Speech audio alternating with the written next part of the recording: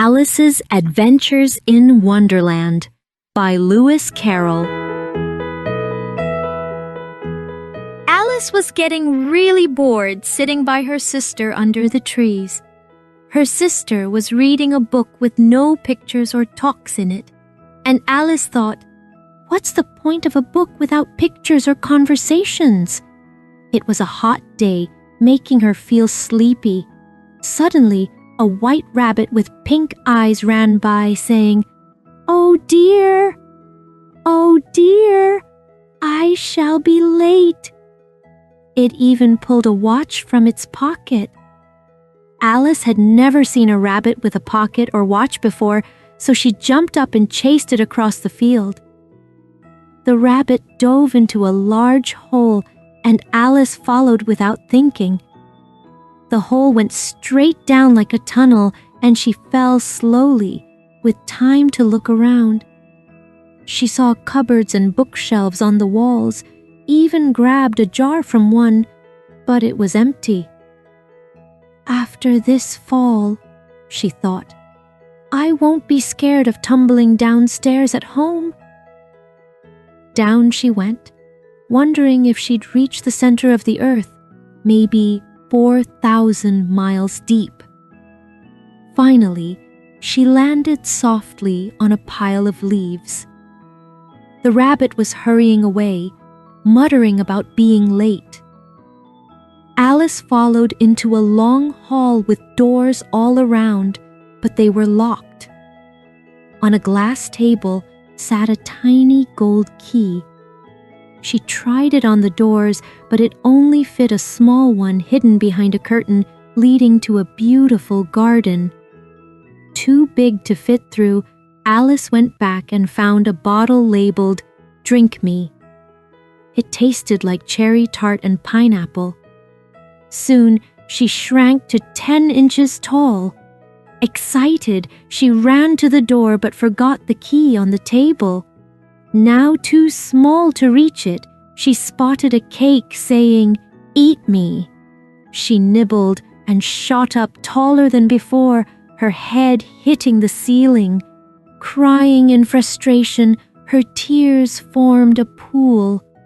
Then she shrank again after fanning herself with the rabbit's fan.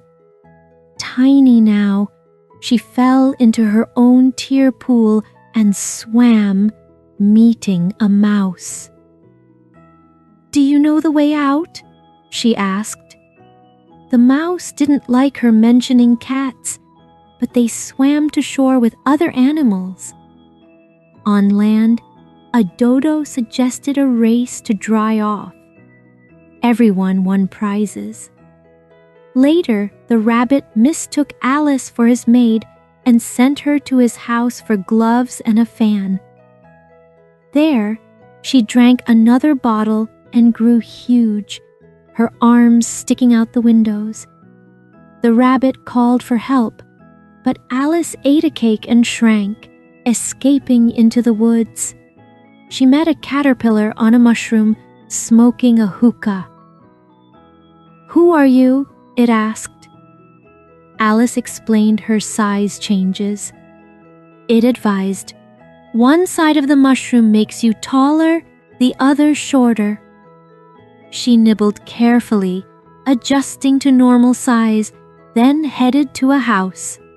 Inside was chaos, a duchess nursing a sneezing baby, a cook throwing pots, and a grinning Cheshire cat. "Why does your cat grin?" Alice asked. "It's a Cheshire cat," said the duchess, handing her the baby before leaving for croquet. Outside, the baby turned into a pig and trotted off. The cat appeared in a tree. "Which way?" Alice asked. It pointed to the Hatter and March Hare, saying, "We're all mad here." The cat vanished slowly, leaving its grin last. At the March Hares, a mad tea party was underway with the Hatter and sleeping Dormouse. "No room," they cried, though the table was big. They riddled, "Why is a raven like a writing desk?" Time was stuck at tea time, so they moved seats endlessly. Frustrated, Alice left, finding a tree door back to the hall. She used the mushroom to shrink, unlocked the garden door, and entered. In the garden, gardeners painted white roses red for the queen. A procession arrived, cards, kings, queens, and the furious Queen of Hearts. "Off with their heads!" she yelled at the gardeners. The croquet game used flamingos as mallets, hedgehogs as balls, and soldiers as hoops. It was impossible. Everything moved. The queen shouted executions constantly. The Cheshire Cat appeared headless, causing more arguments. Alice suggested fetching the Duchess, but the cat vanished.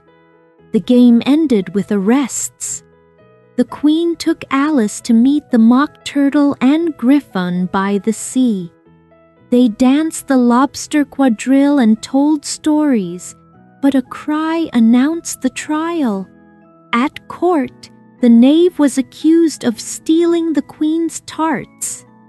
Witnesses like the Hatter babbled nonsense. Alice grew larger again.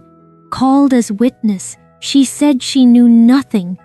The queen ordered her out, but Alice argued. A confusing letter was read as evidence. "Nonsense!" Alice shouted. "Off with her head!" screamed the queen. But Alice yelled back, "You're just a pack of cards!" They flew at her, and she woke up. She was under the tree with her sister, leaves falling on her face.